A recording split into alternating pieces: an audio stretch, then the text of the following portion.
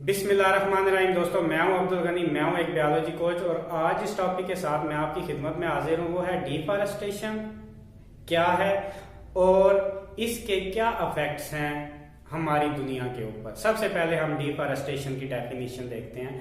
इंसान का जंगलात को काटना ताकि वो अपनी एग्रीकल्चर की जरूरियात और अपनी रिहाइश की जरूरियात को पूरा करे, इसको हम कहते हैं deforestation. Cutting of trees for the agriculture purpose or making houses for human beings is known as deforestation. ये है जी डेफिनेशन।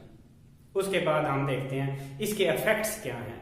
सबसे पहला इफेक्ट ये होता है डिफॉरेस्टेशन का कि इन्वायरमेंट के अंदर जो नमी मौजूद है और साइल के अंदर जो पानी की मिकदार है, ये डिफॉरेस्टेशन से अफेक्ट होती है।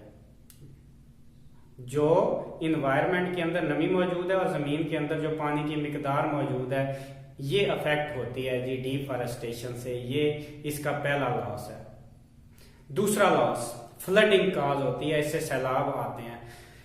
When we cut the trees, जब हम जंगलात को काटेंगे तो क्या होता है कि जंगलात मिट्टी को होल्ड कर रहे होते हैं, अपनी जगह के पकड़ के रखते हैं जड़ों की वजह से। और जब बारिश आती है तो अगर हमने जंगलात काट दिए हैं तो यही मिट्टी जो है बह के ये चली जाती है दरियाओं के अंदर। पहला लॉस तो ये हुआ कि हमने टॉप फर्टाइल जो साइल था, जो ऊपर वाली जरखेज जमीन थी, वो बह के चली गई दरिया के अंदर। तो एक तो फर्टाइलिटी वहां पे खत्म हो गई और जो इंग्रेडिएंट मौजूद थे जिनसे फसलें उगनी थी और जो दरख्तों को खुराक मिलनी थी, वो चली गई दरियाओं के अंदर और वो जाया हो गई।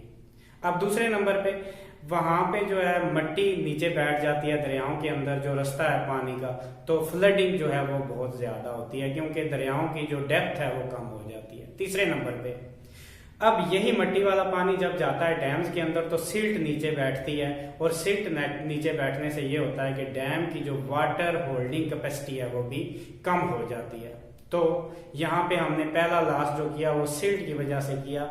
एक तो हमने जखेज जो मिट्टी थी वो बहा दी दरियाओं के अंदर, वहां पे दरियाओं के अंदर जब सिल्टेशन हुई, वही मिट्टी जब नीचे बैठी, उनकी डेप्थ कम हुई, सैलाब ज्यादा आए और यही मिट्टी जब चली गई डैम्स के अंदर, सिल्ट नीचे बैठी, तो उनकी वाटर स्टोरेज कैपेसिटी भी कम हो गई। अब एक और जो लॉस होता है डिफॉरेस्टेशन का वो ये है कि हम जो है अपनी बायोडाइवर्सिटी का लॉस कर रहे हैं। बायोडाइवर्सिटी का लॉस कैसे कर रहे हैं? जब हम जंगलात काटते हैं तो पौधों की मुख्तलिफ इकसाम जो है वो भी खत्म होती जा रही हैं और इसी तरह उन्हीं जंगलात में बहुत सारे जानवर रहते हैं, वो भी जो है वो खत्म होते जा रहे हैं। तो ये जो है हम बायोडाइवर्सिटी का लॉस कर रहे हैं।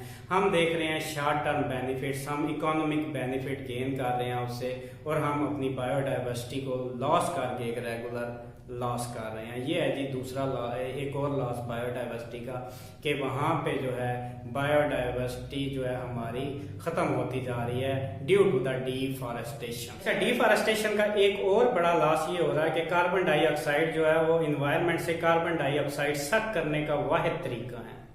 वो कार्बन डाइऑक्साइड इन्वायरमेंट से लेते हैं और ऑक्सीजन जो है छोड़ते हैं, वो ऑक्सीजन सारे के सारे जानवर इस्तेमाल करते हैं। तो बाय डिफॉरेस्टेशन वहां पे क्या हो रहा है, क्योंकि उन्होंने कार्बन डाइऑक्साइड लेनी है तो वो कार्बन डाइऑक्साइड जो अब्जॉर्प्शन है वो कम होती जा रही है क्योंकि दरख्तों की जो तादाद है वो कम हो रही है, तो इन्वायरमेंट में कार्बन डाइऑक्साइड बढ़ती जा रही है। तो ये एक और लॉस है बाय द डिफॉरेस्टेशन और पॉल्यूशन जो है वो कंटिन्यूअसली बढ़ रही है। ये है जी डिफॉरेस्टेशन के एडवर्स इफेक्ट। इकोनॉमिक गेन के लिए हम डिफॉरेस्टेशन कर रहे हैं, लेकिन उससे हमें परमानेंट लॉसेस फ्यूचर में जो फेस करने पड़ेंगे हम उनको नहीं देख रहे। तो ये ख्याल रखना है कि डिफॉरेस्टेशन से बचने के लिए जो भी इकदाम किए जा सकते हैं वो करने चाहिए। तो यहाँ पे एग्जामिनेशन में क्वेश्चन पूछा जा सकता है लॉन्ग क्वेश्चन में, डिफॉरेस्टेशन क्या है और डिफॉरेस्टेशन के क्या इफेक्ट्स हैं इन्वायरमेंट के ऊपर। आज के लिए इतना ही, बाकी हम देखेंगे नेक्स्ट लेक्चर में। Thank you.